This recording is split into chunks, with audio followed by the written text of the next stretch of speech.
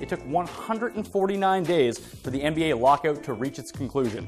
And it took 149 days for the players to prove they're absolutely out of their minds. I'm Pat Mayo, and today I bring to you the 5 most ridiculous stories from the NBA lockout. True, but to be honest, 1994 could easily rival 2012. 94 was such a huge year for movies. Some people will say Forrest Gump, The Mask, Mighty Ducks, D2 were the movies to remember. Not true at all. We're talking about a year that gave us Pulp Fiction, Quiz Show, and Shawshank, true classics. Coincidentally, 94 was also a big year for New York sports teams. It marked the last time the Knicks and Rangers won back-to-back playoff games. Unfortunately, it's 2012, and over the last 12 months, Manny's gone 1 for 17 at the major league level, tested positive for a banned performance enhancer, his second offense, resulting in a 100-game suspension. He then retired, got charged with domestic battery, reinstated, and signed with the A's, but he'll still have to serve the first 50 games of that suspension. But hey, he's already hit a home run in spring training, so the contract's already gone better than we've expected. One time, I sat down for lunch, opened my 6-piece McNugget meal, only to find out there were 7 pieces inside. That was the greatest day of my life. Seriously. The Denver Nuggets were at Staples Center taking on the Lakers. It was not the best night of their lives. My guy Kobayashi walked into Wells Fargo Center, down 337 chicken wings, and walked away unfazed. After that dominating performance, I think he's my early frontrunner for Athlete of the Year. Now, seeing this in print can be very jarring. Remember, just because it's spelled like this doesn't mean it's too difficult to speak out loud. Say it with me. Jonas Cespedes. You got it. We're rounding third on CSM's MLB season preview, but still to come. Magic Johnson's impact on the Dodgers, and will Arizona repeat as champs out west? Stick around. The Dodgers currently possess the best record in the majors. How have they done it? Pitching. And Matt Kemp. Tonight against the Padres, Matt Kemp is out with a left hamstring injury. That's not good.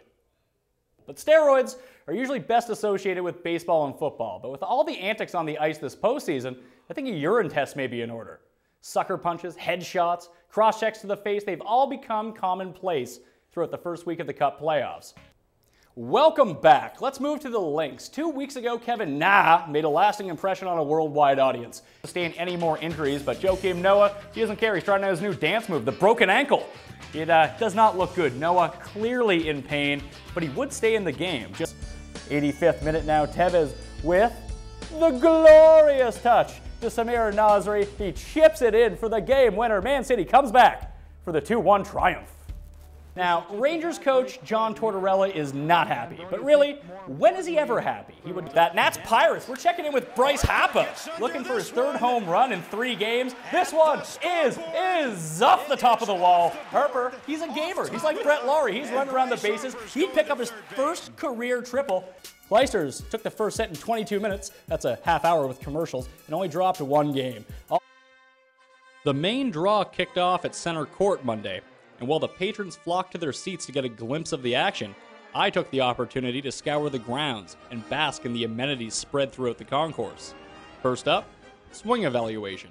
I'm standing here with tennis pro Pavel Lupic, who's going to analyze my swing and tell me how easy it is to make the pro tour. Hit the ball. Wait a second, please. Nice. All right, so Pavel, how'd I do?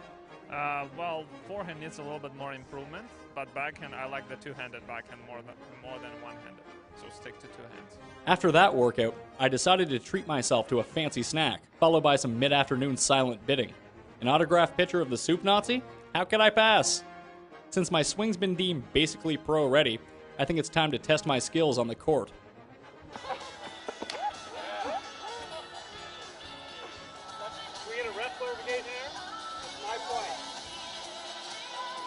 My game clearly isn't where it needs to be right now. After getting trounced by a 13-year-old, I think the time has come to improve my serve.